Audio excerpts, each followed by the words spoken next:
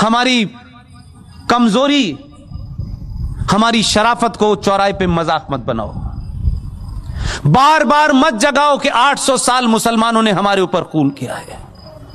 यह सनातनी के अगर कान में चला गया और उसको समझ आ गया कि 800 साल बार बार यह आदमी बताता है कि हमारे गुलाम रहे हैं, हिंदुओं की औरतें हमारे हरम का हिस्सा थीं और हिंदू मर्द तो हमारा सिर्फ नौकर था और हमारी गंदगी साफ करता था, यह सनातनियों की समझ में आ गया तो एक तो अभी कानून से लिया है, पूरे 30,000 वापस लेंगे, ध्यान रखना। अभी सिलसिला शुरू हुआ है, हमने तो फिर भी कोर्ट के माध्यम से शुरू किया है। जिस दिन पागल हो गए हम तो मथुरा भी आएगा और काशी भी आएगी और 30,000 आएंगे और फिर बताएंगे कि तुमने इस देश में एक भी मस्जिद अपने हाथ से नहीं बनाई, तुमने हर मंदिर तोड़ा और उसके ऊपर गुम्मद बना दी, तुमने कुछ नहीं बनाया। अगर तुम्हारा इस्लामिक आर्किटेक्चर नाम का कोई फ्रॉड था तो भाई मुझे बताइए, सऊदी अरब में कितने ताजमहल बने हैं, कितनी कुतुब मीनार बनी हैं?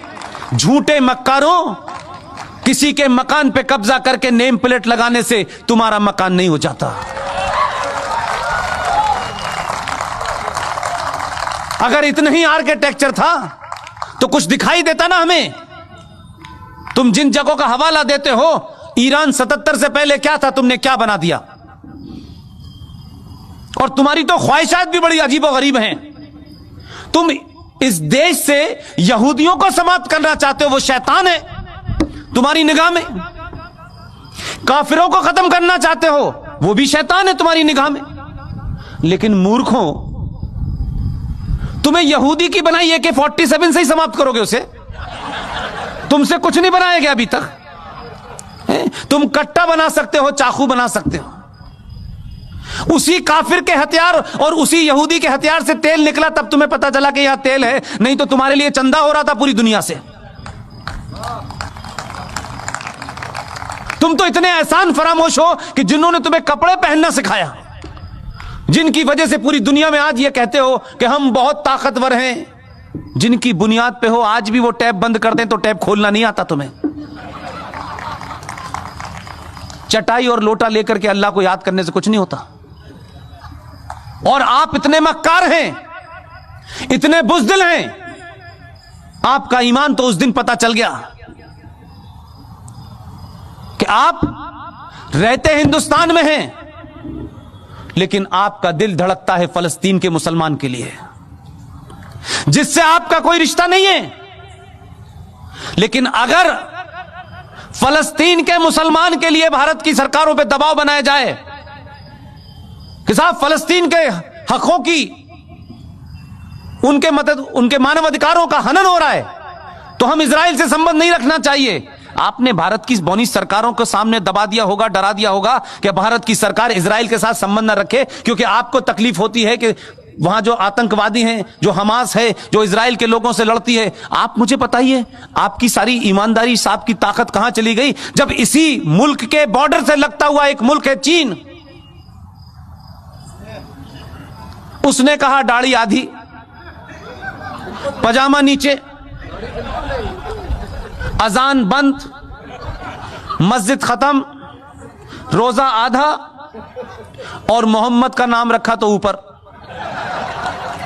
कितने मक्कार मुसलमान हैं, ये जोकर नहीं जाता कभी। ये कहे हिंदुस्तान में खड़े होकर के कि ईरान के अंदर, चाइना के अंदर मुसलमानों के साथ बड़ी नाइंसाफी हो रही है, यहां से कहोगे यहीं से उठवा लेगा वो। एक लफ्ज नहीं बोले। आपको जवाब देना आना चाहिए। ये जो ताकतें हैं जिन्होंने इस देश में हिंदू मुस्लिम भाईचारे की आड़ में इस देश को मुसलमानों ने खोखला कर दिया। केरला बन गया, कोई मुसलमान नहीं बोला। एक अखलाक के साथ चंद गुंडों ने, चंद बदमाशों ने, चंद बेवकूफ लोगों ने र्यूमर के चलते या किसी गलतफहमी के चलते या थोड़ी देर के लिए मान लें किसी सही फहमी के चलते भी उसकी हत्या कर दी। इस देश की मेजॉरिटी ने कहा यह गलत है, उसको सजा हुई, वो जेल में है। बेईमान मुसलमानों, मक्कार कितने बौने और कितने छोटे हो तुमने क्या किया? 5.5 लाख कश्मीरी हिंदू पंडितों को, जहां मुसलमानों का राज था, आपने उनकी पूजा पद्धति के कारण मस्जिदों और कुरान का सहारा लिया। 5.5 लाख कश्मीरी हिंदू पंडितों को अपनी ही धरती से मार के भगा दिया। हिंदुस्तान में एक भी मुसलमान, दाढ़ी वाला और बेदाढ़ी वाला, लिबरल, मॉडर्न, बॉलीवुड से लेकर के आसाम तक एक भी मक्कार मुसलमान नहीं निकला जिसने यह कहा हो कि भारत की धरती के ऊपर यह कैसे हो सकता है, कैसे इन कश्मीरी पंडितों को मारा गया, इनका कसूर क्या था, यह बताओ। एक नहीं खड़ा हुआ, चुपचाप हो गए, ये होने दिया। लेकिन बार बार बीच में निकल में आते, हमारे साथ बड़ी ज्यादती हो रही है, अभी तो शुरू हुई है। इसलिए मैं बार बार कहता हूं, आप अपने फंडों को क्लियर रखें, किसी गफलत के शिकार ना हो। ये जो इस्लामिक आतंकवाद इस देश में है, जिसे कॉन्स्टिट्यूशनली, सोशली, पॉलिटिकली इस देश में बढ़ावा दिया गया है, ये जो घर वापसी आप कहते हैं, घर वापसी तो होनी चाहिए, लेकिन ये वो घर वाली वापसी जिसमें आप बिजी हो, उसमें मैं बिजी नहीं हूं। ये घर वापसी 1947 से होना शुरू हो गई है। अभी 35 पे 370 गया है, मंदिर वापस आया है। अभी काशी भी लेना है, मथुरा भी लेना है। इसके बाद में यूनिफॉर्म सिविल कोड भी आना है। इसके बाद में एंटी कन्वर्जन भी आना है कि जिनकी किताब ये कहती है कन्वर्ट करो, उनका दिल भर जाए। इस बार इतना कन्वर्ट करेंगे, चिंता मत कीजिएगा। इसलिए आने वाले दिनों में बहुत सारे बिल तैयार हैं। इसलिए मैंने आपसे कहा, चुनाव के हार जीत से कोई फर्क नहीं पड़ता है। चुनाव हार जाएं, लेकिन राष्ट्र नहीं हारना चाहिए। आप सब लोगों ने मेरी बातचीत सुनी और आखिर में सिर्फ इतना ही कहता हूं, सनातन के परिवार का हाथ पकड़ लीजिए, दुनिया में किसी के पैर छूने की हिम्मत जरूरत नहीं पड़ेगी।